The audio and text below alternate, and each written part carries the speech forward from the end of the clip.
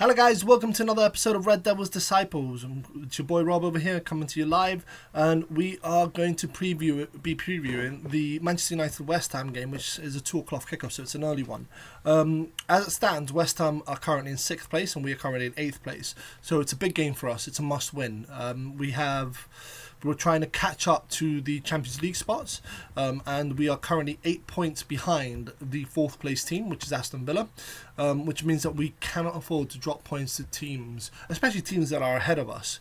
So it's one of those where we need to get a win, essentially. Start off with a bit of general news. Obviously, transfer window's closed. There was no space to get another striker, as Ten Hag has come out saying multiple times due to financial fair play. It kind of sums up the situation that we are currently in as a club, where there isn't any money, essentially, which is why we're going to have to offload players in the summer, which is why we're going to have to change our transfer signing strategy moving forward, get younger players on lower wages, potential rather than signing big superstars until we clear off some of our debt and get back in line with FFP. Eric Ten Hag talked about this in his press conference and said that because of the fact that we can't afford to get a striker, he's going to have to become a bit creative with the positions up front, essentially. So, from my perspective, that we've already seen Forson being put in there as one of the attacking players. Could it mean we saw in the last game Scott McTominay went up front towards the end and actually did decently, got open a couple of times, should have scored more than the one goal that he had. He had a one-on-one with the keeper. He had more time than he realised too. If he just slowed down, took the keeper on, he probably would have scored a second goal. But could this mean we might see some other youngsters from the club coming into the squad? Maybe someone like Showdown, who's done pretty well this year. Wouldn't be a bad shout to get him up into the first team or even in the bench, especially because Martial is out for quite a while. I also wanted to give a big shout out to Marouane Fellaini. Excuse me. Big shout out to Marouane Fellaini. Marouane Fellaini. Who announced his retirement from football. The Chinese Super League obviously finishes at a different time to the rest of us, and it was one of those situations where he has decided to retire at age 36. Big shout out to him. The big cup.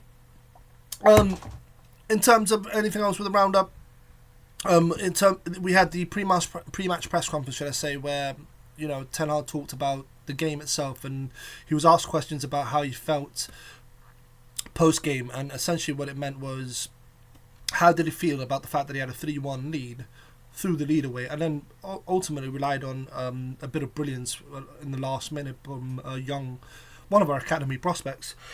And I think he talked about game management a little bit.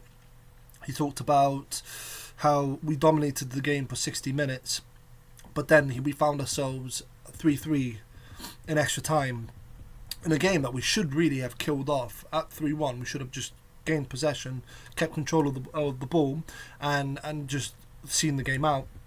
He talked about the positives of that, however, so he tried to flip it and not just look at the negatives of the fact that we threw away a 3-1 lead, but talked about the strength and mentality of the squad to recover from the setback. And he was asked questions. Obviously, it was the Munich anniversary on Tuesday. He was asked questions about it and how, historically Man United, have always been a club that tackles adversity head on, and also talks about the youth development at Man United, and that's sort of a big part of our cultural history. And he did go on to talk about the fact that Sir Mark Busby traditionally brought in youngsters, especially after the tragedy. It's also looking at other managers since then, managers like Fergie, for example, who did bring in a lot of youth into the squad. You go about the class of 92 and a few other youngsters that were brought in post that. And he did say that it's almost an advantage to have youth players in the starting lineup. And he said the reason for that is the youth academy players have come through the ranks and know the Manchester United DNA, know how we should be playing, know how the culture of the club, know all of that. And he talked about it is essentially here to not just develop first team players, but to develop the youth team players. And I think this year we've seen a lot of chances given to our youth, and it's paying off because ultimately our best players on the pitch have been, Garnacho, Mainu, even Højlund, who wasn't part of our youth academy but is still a youthful player. You can see the difference in terms of energy, focus, hunger. So it's one of those where he said that's very much how he wants to mold his teams, fast, strong, hungry players within the team. He then talked about, or he was asked, should I say, about Rasmus and how he's playing a lot more than probably Erik ten Hag or even Rasmus himself expected to in his first season at Man United. And the interviewer rightly mentioned the fact that he never goes missing in games. He always has the right attitude. Although he wasn't scoring goals, he's still the type of player that will go forward and give everything he can for the team. And we mentioned this before. Erasmus is the type of player that will do all the grunt work, will do the dirty work, will do make the runs to take a defender with him, will do all of those things. And when he's not scoring, he still does them. And the manager was obviously full of praise for him and talking about his resilience. He also went on to speak about the stability behind him in the squad and saying that you will notice moving forward that we will be creating more chances for him because there's the same players behind him and not so much the attacking players, but midfield and defence, and it's something that will just get better game on game. Objectively think about it, we haven't actually had our first 11 out on the pitch until recently this season. So maybe the last 2 games we might have had our first 11 out, but before then our players have been injured essentially. Apart from that, we also talked about the fact that there's something special going on in terms of the relationship with Rashi, Garnacho, Bruno, and Højlund, and you see that they're sort of developing their understanding of one another. So he gave a lot of praise there. Looking forward towards the game itself, looking at our last 5 games, Manchester United have won 3, drawn 1, lost 1. Our home record is exactly the same, 3-1-1. West Ham in their last 5 have had a bit of a dip from when they were in the start of the season. So in general, they've won none in their last 5, drawn 4 and lost 1. So it's a team that is prone to conceding goals, is prone to the counter-attack, is prone to all of that. Also, away from home, they've got a 1 win, 1 draw, and 3 losses in the Premier League. So again, their form isn't great. So I would fully expect us to take advantage of that and push forward, especially with our recent wins. I'll try and build on that. The last 10 between us also, it's one of those things where we have won 7 out of the last 10. We've drawn none and we lost 2. So it doesn't tend to be an even game in terms of there's always a winner. I will mention, though, the last 2 games that we have played against West Ham, though, we have lost both of them, including the 2-0 defeat on December 23rd. So it's one of those things where I think if I were those players, I'd be looking to try and get in there and to try and really get some revenge, ultimately. In terms of squad news, we can see that Amrabat and Lindelof are back in training. Lindelof might not be quite ready to go to back on the pitch, but he is back in training. Amrabat just slotted back in. Obviously, they got eliminated from AFCON.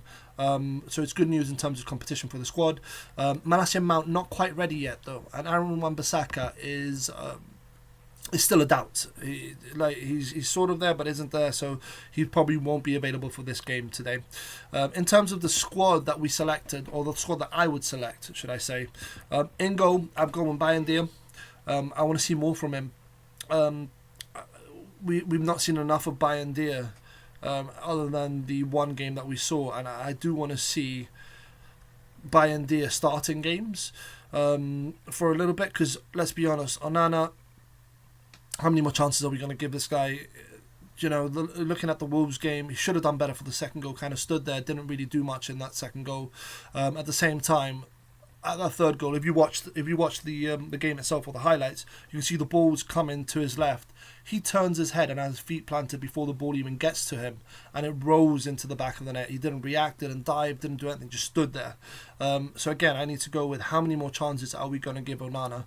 In defence in front of the goalkeeper, I've gone with the same back 4, so I want to stick to the back 4. We haven't really had many games where we stuck to the same back 4 this year. I want to see a little bit more from the wing-backs in terms of consistency with overlaps and going forward. We had the Newport game where Dalot had a great game. Then the Wolves game, Shaw had a good game, but we haven't seen a game where both of them have had a good game together. So I want to see the consistency over there. Martinez and Varane, I don't need to say much more other than they are a stronger centre-back pairing. I would definitely be looking at trying to get them playing together as much as possible before we get to our big games. I'm not sure if you all saw at the end of the game, though, there was a bit of a worrying sight where Martinez had an ice pack strapped to his foot. Obviously, he's just come back from a long-term layoff where he had surgery and had to have a second surgery. But from what we understand, this was just a precautionary measure. He was just trying to make sure that there is no inflammation, there is no side effects of him playing a match, essentially. In front of them, I've got to go with Kobe Mainoo and Casemiro again. I don't think there's another option. They're our best sort of pairing in midfield, and they provide a good balance within the team. What I do want to see, though, is in terms of Casemiro, ironically, the more experienced player is the one that looks most off pace at the moment. So I'm hoping that will, with a little bit more composure from him, no reckless tackles and things like that, because he did get a very early yellow card in the second minute in the last game against Wolves, and then he gave away the penalty, a soft penalty. Yet granted, it shouldn't have happened, but ultimately, if he didn't stick his foot in there, he wouldn't have been given. So I'd like to see a bit more composure from Casemiro, which is ironic considering the career he's had. Kobe Mainoo, I just want to see more of the same. That cool, calm collectedness, getting the ball, spreading the ball, pushing forward. But the balance is that whilst Casemiro will slot back into support the centre backs, essentially, Mainoo will go forward and then track back, which is one of the things that we do miss when Mainoo doesn't play. When we've got someone like Autonomy playing in that position, for example, he will go forward, but he will not track back, and it leaves us quite exposed at the back.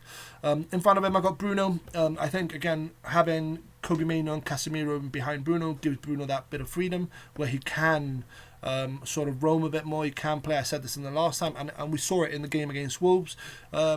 I want to see that again from Bruno. There's not much to say. There's not really anyone that can take Bruno's place at the moment within the squad. And then on the wings, I am going to go with Rashford and Garnacho. I think the Rashford situation has now been put behind us. We move on from it. I did say last game that I would have started him on the bench, but the manager chose to show faith in him and start him, and he repaid that faith. What I would say is that situation, whilst we have moved on, he needs to continue proving the manager right. He needs to make sure that today he has a good game, and that doesn't mean he scores a goal or gets an assist, but I want to see him once again going and attacking players, not just standing and watching. Too many times this season we've seen his body language be really negative, and I want to see what we saw in the last game, which was a more positive body language, to the point that we even got some smiles from him during game, which we haven't seen all season. He's always looked, shall we say, borderline depressed whilst on that pitch, like he doesn't want to be there. Like he's almost like he's going through the motions rather than actually wanting to play football. So it was good to see at Wolves that he had a bit of a smile, even though he scored one goal, he did, which was great, and he scored, I think it's 3 in the last 3 Premier League games, which is also great. But what I want to see is that positive body language of running up players, taking on players, setting up other players, which we saw. We even got some tracking back from him, but I'm not holding my breath that will be a regular occurrence, because let's be honest, Rashford isn't great at tracking back. We've also got Garnacho on the other wing. The reason I've gone with Garnacho because I think that he is probably, at the moment, with everything that's going on with all the other wingers, he would be my first choice winger out of everyone. Is he the best winger? No, I would say Rashford is the best winger, but Garnacho is the one who has consistently been there, consistently been fighting for the badge and tries to give everything for the team. Does he make mistakes? Yes, he's young. He's going to make mistakes. He's going to have off games. The Wolves game, for example, wasn't one of his best games. I didn't see, he wasn't involved as much as he normally is. Even then, though, he did have a great pass to Rasmus Højlund, putting him in for what would have been his second goal if it wasn't chalked up to offside. He always tries to do his best, which is, I think, at the moment, we need players that give everything on the pitch. Up front, obviously, I'm going with Rasmus. Got a good goal in the last game. Got a goal the game before that. So he's starting to get on a bit of a run. I'd like to see same again today. I do want to see the ball again get into him in the box, which we saw last game when Shaw ran down the left and crossed it, and it was a scrappy goal. Let's not beat around the bush, but it came from his hustle and his determination to get in front of the defender, and you could see on his face how happy he was when he scored. Like, you see that this guy really cares about performing for us. Like it's he wants to be there, and we need players like this on our team. He then got a good assist in the game at the same time, and it's what we said. He's not just one of these strikers who will play selfishly. He plays for the team too. In terms of what I think Erik ten Hag will pick as his squad, there'll be one change to my squad, is what I believe, and that is Onana will start. Okay. Would I start Onana? No, I already said I would drop him. I just think he's a bit of a liability at the moment. But I also understand that Erik ten Hag spent a lot of money during the summer, and it was his recommendation to sign the goalkeeper. So it's one of those situations where he needs to try and give it every opportunity he can. I just think at this point that Onana is costing the team. And I think that it's one of those situations, if he was playing at left back, for example, it's not as severe as playing as your goalkeeper. Goalkeeper makes a mistake, that's a goal to the other team. And at the moment, we're seeing mistakes in every game. However, we'll see how it is. We'll see what happens. My prediction for the Wolves game was actually it was a 3-1 to Man United. It ended up 4-3. But until the 85th minute, we were 3-1 up. And right there and then, what should have happened was we should have taken control of the game. We should have started passing the ball around, kept possession, frustrated Wolves. Instead, we just decided to keep pushing forward and keep going for it. And we gave away a silly penalty. And then we gave away a counter-attack in a corner in extra time when there was no reason for the whole team to push forward the way we did. So we got caught on the backside. We got away with it because a moment of brilliance from Kobe Mainoo, who dribbled past 3 or 4 players, including a nutmeg, and then calmly slotted it into the right corner, which was a great goal. But it should never have got to that. We should have closed it out sooner. So my prediction in terms of the West Ham game, I'm actually going to go with a 2-0 to Man United. And I know what you're saying. Why a clean sheet? West Ham recently haven't been scoring many goals. And I do think that it's one of those situations that they play a 4-2-3-1 formation as a norm, where they get the fullbacks to overlap and the widemen are sort of inverted widemen that come in to close in. I think the way that we set up with Casemiro and Mainoo in the middle will counter that a little bit. I think we struggle with teams that go wide on us, but teams that go through the middle we tend to play a little bit better on, or at least recently we've been playing better on. I got to mention, remember we did lose 2-0 to West Ham away in December. But I have a feeling that this is going to be a very different game today. They do tend to go with a low press away from home. So it's one of those situations where I expect them to sit back and to try and counter us. I just think my 3 sort of key focus points for this game would be to, 1, make sure we're wary of the counter-attack. We will have a lot of possession today, so we need to be patient, need to break down the team and control the tempo. We'll see how we can do with that. I think with our first team coming back, we should see us being able to do that. It's something we struggled at the start of the year with, sort of our non-first team regulars playing a lot of football and with all the changes, but I have a feeling that today we'll be okay with it.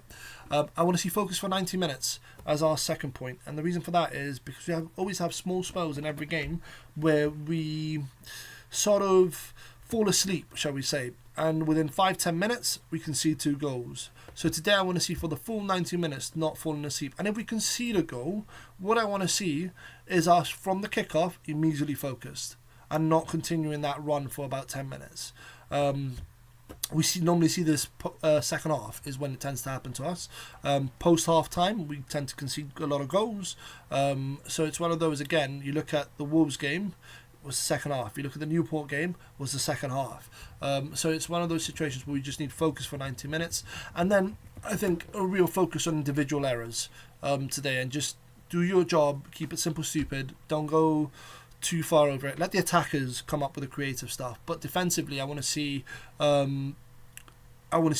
players trying to limit their individual errors. And a big focus there would be Onana. Dalot, who was guilty of it 2 games ago, Onana, Varane staying on top of the strikers. But all in all, I do think it's going to be a very good game. I'm quite excited for this one. We do need a win, like I stated earlier. We are 6th. If we win, we are 8th. If we win, we go up to 6th. But we also close the gap to 8 points to the 4th place, and it's something that we are trying to aim to get back into Champions League spots. So we need to go on a bit of a run now. But that's all from me, guys, in terms of this pre-match preview. Thank you for watching. Please don't forget to like, share, subscribe, and turn on notifications. Have a lovely day. Speak to you in the post-match. See you later.